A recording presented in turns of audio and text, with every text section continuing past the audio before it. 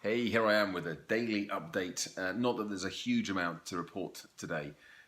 It's Sunday. I've been with the kids all day doing barbecues and stuff like that, kind of family stuff. So I haven't really done a great deal. I've done a few boosty bits for my online program.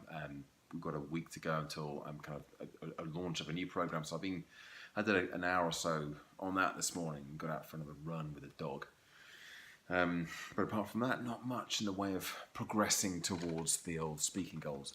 That said, when I was at this family barbecue, I was chatting to my wife's cousin Matt, and he's really, I mean, he's a PT as well and a coach, and he has been really immersed in doing lots of nutrition programs and courses over the last couple of years.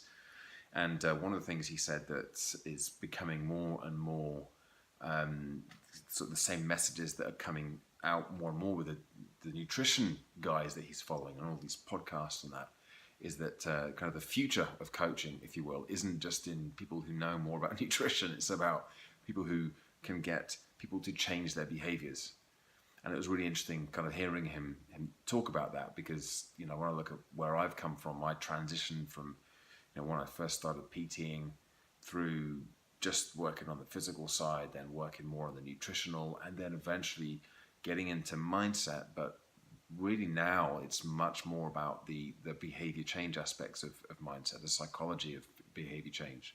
So that's been really interesting. I kind of feel like, again, I'm on the right track with what I'm doing, and it just feeds into the book, right? Knowing to doing, that's what this is all about. So feeling pretty good with that. Something else that's happened is I've been sort of playing around with playing cards a lot more recently, and obviously I used them a little bit.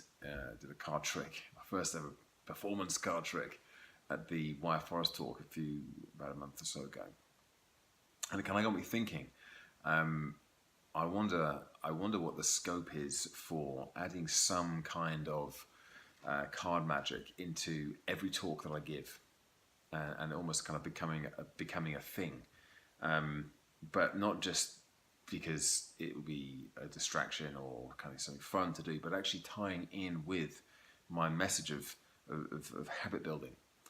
It would mean that I would need to get more diligent with my card practice, but I think that's something I could certainly do. And I'd have a pretty good why there, a pretty good motivating reason for doing it.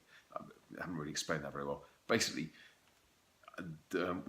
what I would, by doing some kind of card magic, it gives me a focus for why I need to practice, and practice is habit. So if I can build in the habit of doing 5 to 10 to 15 minutes every single day of just playing around with the pack of cards, whether it's just shuffling them or practicing little tricks or whatnot, then over time, my proficiency, my confidence with cards and sleight of hands should improve. So I think there's a neat little connection there, and I've been playing around with this one today, which I'm going to have a go at doing now. Basically, got the Four of Hearts here, and it's a really neat little trick, and I'm not going to set it up properly, but you know, the whole pack of cards, and you pick out the card. Is this your card? No, it's not your card, but is this your card instead? And to be able to change a card just like that, I think it could be a pretty neat addition to a talk. I love it. I absolutely love it. I've been watching loads of YouTube trips. I've got I thought I had it on a bookshelf next to me here, but I've got the a card magic book that a friend of mine, Steele Johnson, recommended to me last year, and I kind of started doing the magic, you know, pretty regularly, but I sort of got out the habit of doing it. So I'm gonna reignite that and have a little think about how I can bring that card magic to every talk that I give. I don't even know if that's a good idea yet. It needs a bit of investigation. I think it'll be. To be honest, I'd just love to do it. I would just absolutely love to be able to do even like 1% of what some of these close-up magicians are able to do. So let's see how that one goes. Cheers for watching, and I will be back again tomorrow, hopefully with a bit more of a proper update with things that are actually happening, because I'm going to do some work on some stuff tomorrow. Bye for now.